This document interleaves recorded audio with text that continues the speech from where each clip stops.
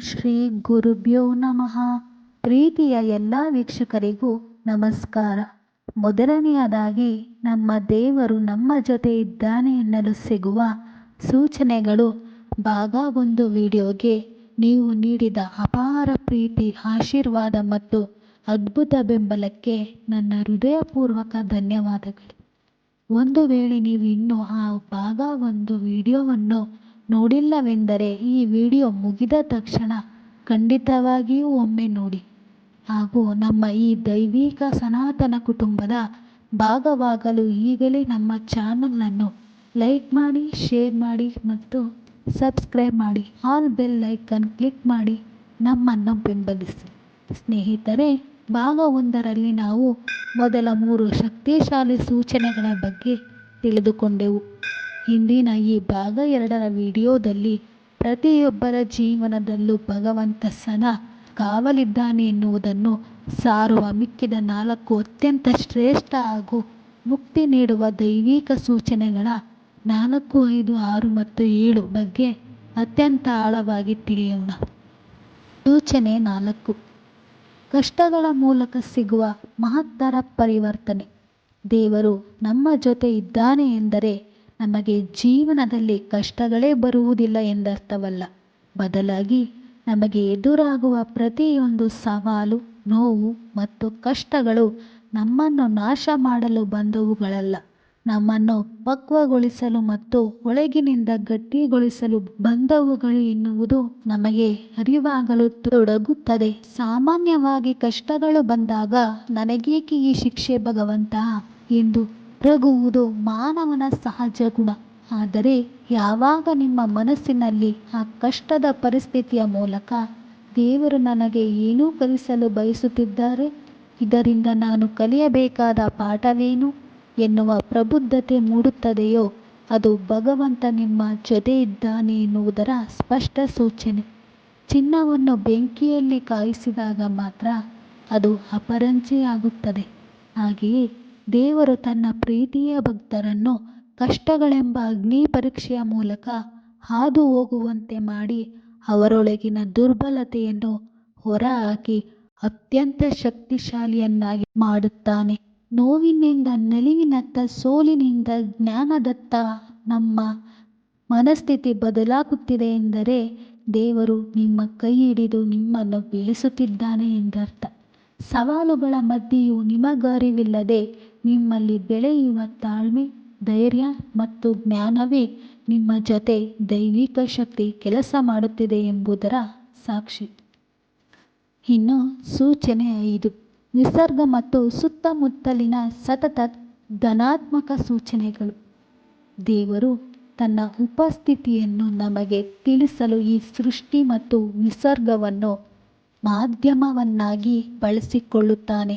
ನೀವು ತೀವ್ರ ನಿರಾಶೆಯಲ್ಲಿದ್ದಾಗ ಅಥವಾ ಭಗವಂತನನ್ನು ನೆನೆಯುತ್ತಿರುವಾಗ ಇದ್ದಕ್ಕಿದ್ದಂತೆ ನಿಮ್ಮ ನೆಚ್ಚಿನ ಶ್ಲೋಕ, ಮಂತ್ರ ಅಥವಾ ದೇವಸ್ಥಾನದ ಗಂಟೆಯ ನಾದ ಕಿವಿಗೆ ಬೀಳುವುದು, ಪವಿತ್ರ ಗ್ರಂಥಗಳ ಸಾಲುಗಳು ಕಣ್ಣಿಗೆ ಬೀಳುವುದು ಅಥವಾ ದೈವಿಕ ಸಂಕೇತಗಳು ನಿಮ್ಮ ಕಣ್ಣೆದುರು ಪುನರಾವರ್ತನೆಯಾಗುವುದು ಇದಕ್ಕೆ ಉದಾಹರಣೆ. ಅಷ್ಟೇ ಅಲ್ಲದೆ ಪ್ರಕೃತಿಯ ಶಾಂತತೆ, ಉದಯಿಸುವ ಸೂರ್ಯನ ರಶ್ಮಿ, ಪಕ್ಷಿಗಳ ಕಲರವ ಅಥವಾ ಪವಿತ್ರ ಸ್ಥಳಗಳಿಗೆ ಭೇಟಿ ನೀಡಿದಾಗ ನಿಮ್ಮಲ್ಲಿ ಉಂಟಾಗುವ ರೋಮಾಂಚನ ಇವೆಲ್ಲವೂ ನಿಮ್ಮ ಸುತ್ತಲೂ ಧನಾತ್ಮಕ ದೈವಿಕ ಶಕ್ತಿ ಕೆಲಸ ಮಾಡುತ್ತಿರುವುದರ ಸಂಕೇತಗಳು. ನಿಮ್ಮ ಮನಸ್ಸು ಪ್ರಕೃತಿಯೊಂದಿಗೆ ಒಂದಾಗಲು ಪ್ರಾರಂಭಿಸಿದಾಗ ನಿಮ್ಮಲ್ಲಿ ವಿಚಿತ್ರವಾದ ಕೃತಜ್ಞತಾ ಭಾವ ಮೂಡುತ್ತದೆ. ಈ ಜಗತ್ತಿನಲ್ಲಿ ಯಾವುದೂ ಸುಮ್ಮನೆ ಅಥವಾ ಯಾದೃಚ್ಛಿಕವಾಗಿ ನಡೆಯುವುದಿಲ್ಲ. ನಿಮಗಾಗುವ ಪ್ರತಿಯೊಂದು ಸಣ್ಣ ಅನುಭವದ ಹಿಂದೆ ದೈವಿಕ ಹಸ್ತವಿರುತ್ತದೆ. ನಿಮ್ಮ ಕಣ್ಣುಗಳು ಮತ್ತು ಮನಸ್ಸು ಜಾಗೃತವಾಗಿದ್ದಾಗ ಈ ಪ್ರಕೃತಿಯ ಪ್ರತಿಯೊಂದು ಅಣುವಿನಲ್ಲೂ ದೇವರು ನಿಮ್ಮ ಜೊತೆಗಿದ್ದಾನೆ ಎನ್ನುವ ಸತ್ಯ ಗೋಚರಿಸುತ್ತದೆ. ಇನ್ನು 6ನೇ ಸೂಚನೆ: ಹೃದಯದಲ್ಲಿ ಮೂಡುವ ಅಸೀಮ ಕೃತಜ್ಞತೆ ಮತ್ತು ಪ್ರೀತಿ. ಸಾಮಾನ್ಯವಾಗಿ ಮಾನವನ ಮನಸ್ಸು ತನಗಿಲ್ಲದಿರುವುದರ ಬಗ್ಗೆ ದೂರುತ್ತಿರುತ್ತದೆ ಮತ್ತು ಅಹಂಕಾರದಿಂದ ಕೂಡಿರುತ್ತದೆ. ಆದರೆ ಯಾವಾಗ ನಿಮ್ಮ ಮನಸ್ಸಿನಿಂದ ಕುಂದುಕೊರತೆಗಳ ದೂರುಗಳು ಮಾಯವಾಗಿ ನಿಮಗಿರುವುದಕ್ಕೆ ಭಗವಂತನಿಗೆ ಧನ್ಯತಾ ಭಾವ ಮೂಡಲು ತೊಡಗುತ್ತದೆಯೋ ಆಗ ದೈವಿಕ ಶಕ್ತಿ ನಿಮ್ಮಲ್ಲಿ ಪೂರ್ಣವಾಗಿ ನೆಲೆಸಿದೆ ಎಂದರ್ಥ. ನಿಮ್ಮನ್ನು ನೋಯಿಸಿದವರನ್ನು ತಕ್ಷಣವೇ ಕ್ಷಮಿಸುವ ಉದಾರತೆ, ಪ್ರತಿಯೊಬ್ಬ ಜೀವಿಯ ಮೇಲೂ ಕಾರುಣ್ಯ ಮತ್ತು ನಿಸ್ವಾರ್ಥ ಪ್ರೀತಿ ತೋರಿಸುವ ಮನೋಭಾವ ನಿಮ್ಮಲ್ಲಿ ಬೆಳೆದಾಗ ಅದು ದೈವಿಕ ಗುಣದ ಪ್ರತ್ಯಕ್ಷ ಪ್ರಮಾಣ. ಅಹಂಕಾರ ಮತ್ತು ದ್ವೇಷ ಇರುವಲ್ಲಿ ದೇವರು ಇರುವುದಿಲ್ಲ. ಎಲ್ಲಿ ಪ್ರೀತಿ ಮತ್ತು ಕ್ಷಮಾಪಣೆ ಇರುತ್ತದೆಯೋ ಅಲ್ಲಿ ಭಗವಂತ ಸಾಕ್ಷಾತ್ ಇರುತ್ತಾನೆ. ನಿಮಗೆ ಪರಿಸ್ಥಿತಿಗಳು ಎಷ್ಟೇ ಕಠಿಣವಾಗಿದ್ದರೂ ಜೀವಿಸುತ್ತಿರುವುದಕ್ಕಾಗಿಯೇ ಭಗವಂತನಿಗೆ ಧನ್ಯವಾದ ಹೇಳಬೇಕು ಎನ್ನಿಸಿದರೆ ನಿಮ್ಮ ಹೃದಯದಲ್ಲಿ ದೈವಿಕ ಬೆಳಕು ಬೆಳಗುತ್ತಿದೆ ಎಂದರ್ಥ. ಈ ಕೃತಜ್ಞತಾ ಭಾವವೇ ದೇವರ ಜೊತೆಗಿನ ನಿಮ್ಮ ಬಂಧವನ್ನು ಇನ್ನಷ್ಟು ಗಟ್ಟಿಗೊಳಿಸುತ್ತದೆ. ಇನ್ನು ಕೊನೆಯ ಸೂಚನೆ, ಮುಚ್ಚಿದ ಬಾಗಿಲುಗಳಿಂದಾಗುವ ಮೇಲು. ಜೀವನದಲ್ಲಿ ನಮಗೆ ಬೇಕಾದ ಕೆಲವು ವಿಷಯಗಳು, ಉದ್ಯೋಗಗಳು ಅಥವಾ ಬಾಂಧವ್ಯಗಳು ನಮಗಷ್ಟೇ ಇಷ್ಟವೆಂದು ಬಯಸುತ್ತೇವೆ. ಆದರೆ ಅವು ಸಿಗದೆ ಹೋದಾಗ ನಾವು ತೀವ್ರವಾಗಿ ನಿರಾಶೆಗೊಳ್ಳುತ್ತೇವೆ, ದೇವರನ್ನು ದೂಷಿಸುತ್ತೇವೆ. ಆದರೆ ಕೆಲವು ಕಾಲದ ನಂತರ ನಮಗೆ ಸತ್ಯದ ಅರಿವಾಗುತ್ತದೆ, ಅಂತೂ ಆ ಬಾಗಿಲು ಮುಚ್ಚಿದ್ದಕ್ಕೆ ಇಂದು ನನಗೆ ಇದಕ್ಕಿಂತ ಶ್ರೇಷ್ಠ ಮತ್ತು ಒಳ್ಳೆಯ ದಾರಿ ಸಿಕ್ಕಿದೆ ಎಂದು. ಇದನ್ನೇ ಇಂಗ್ಲಿಷಿನಲ್ಲಿ ರಿಜೆಕ್ಷನ್ ಈಸ್ ಗಾಡ್ಸ್ ಪ್ರೊಟೆಕ್ಷನ್ ಎನ್ನಲಾಗುತ್ತದೆ. ನಮಗೆ ನಮ್ಮ ಹಿಂದಿನ ಇಷ್ಟಗಳು ಮಾತ್ರ ಕಾಣಿಸುತ್ತವೆ, ಆದರೆ ಭಗವಂತನಿಗೆ ನಮ್ಮ ಸಂಪೂರ್ಣ ಭವಿಷ್ಯವೇ ತಿಳಿದಿರುತ್ತದೆ.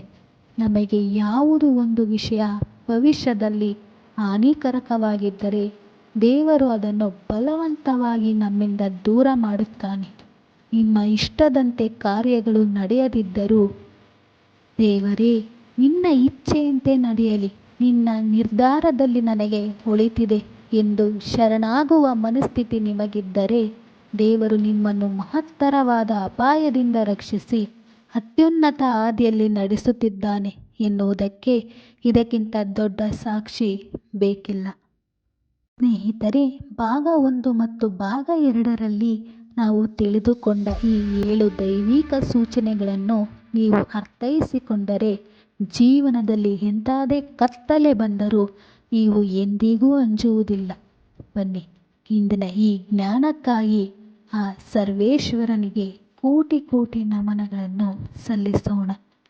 ಈ ಜಗದುದ್ಧಾರಕ ಕರುಣಾಸಾಗರನಾದ ಭಗವಂತನೇ, ಪ್ರತಿಯೊಂದು ಕಷ್ಟದಲ್ಲೂ ನಮಗರಿವಿಲ್ಲದಂತೆ ನಮ್ಮ ಕೈ ಹಿಡಿದು ನಡೆಸುತ್ತಿರುವ ನಿನಗೆ ನಮ್ಮ ಸಾಷ್ಟಾಂಗ ಪ್ರಣಾಮಗಳು. ನಮ್ಮ ಭ್ರಮೆಯನ್ನು ದೂರ ಮಾಡಿ ನಿನ್ನ ದೈವಿಕ ಅಸ್ತಿತ್ವವನ್ನು ಅನುಭವಿಸುವ ಸನ್ಮತಿಯನ್ನು ನೀಡಿದ್ದಕ್ಕಾಗಿ ಪ್ರೀತಿಯ ಧನ್ಯವಾದಗಳು. ಪ್ರಭು, ನಮ್ಮ ಕುಟುಂಬಕ್ಕೆ, ನಮ್ಮ ಸಮಾಜಕ್ಕೆ ಸದಾ ನಿನ್ನ ಕೃಪಾಕಟಾಕ್ಷ ಮತ್ತು ಅಭಯ ಹಸ್ತವಿರಲಿ. ಪ್ರೀತಿಯ ಬಂಧುಗಳೇ, ಈ 2 ಭಾಗಗಳ ಸರಣಿ ನಿಮ್ಮ ಮನಸ್ಸಿಗೆ ಸಮಾಧಾನ ಮತ್ತು ಭಕ್ತಿಯ ಭಾವವನ್ನು ಮೂಡಿಸಿದರೆ ದಯವಿಟ್ಟು ವಿಡಿಯೋವನ್ನು ಲೈಕ್ ಮಾಡಿ, ನಿಮ್ಮ ಮನಗಳಿಗೆ ಶೇರ್ ಮಾಡಿ, ನಮ್ಮ ಚಾನಲನ್ನು ಸಬ್ಸ್ಕ್ರೈಬ್ ಮಾಡಿ, ಆಲ್ ಬೆಲ್ ಐಕಾನ್ ಒತ್ತಿ ನಮ್ಮ ಜೊತೆ ಸದಾ ಸಂಪರ್ಕದಲ್ಲಿರಿ. ನಿಮ್ಮ ಪ್ರತಿಯೊಂದು ಲೈಕ್ ಮತ್ತು ಸಬ್ಸ್ಕ್ರೈಬ್ ನಮಗೆ ಇನ್ನಷ್ಟು ದೈವಿಕ ಮತ್ತು ಧನಾತ್ಮಕ ವಿಡಿಯೋಗಳನ್ನು ಮಾಡಲು ನಿಜವಾದ ಪ್ರೇರಣೆಯಾಗಿದೆ. ಭಗವಂತನು ನಿಮ್ಮೆಲ್ಲರಿಗೂ ಸಕಲ ಆಯುರಾರೋಗ್ಯ, ನೆಮ್ಮದಿ ಮತ್ತು ಸುಖ ಶಾಂತಿಯನ್ನು ಕರುಣಿಸಲಿ. ಲೋಕ ಸಮಸ್ತ ಸುಖಿನೋ ಭವತು. ಓಂ ಶಾಂತಿ ಶಾಂತಿ ಶಾಂತಿ.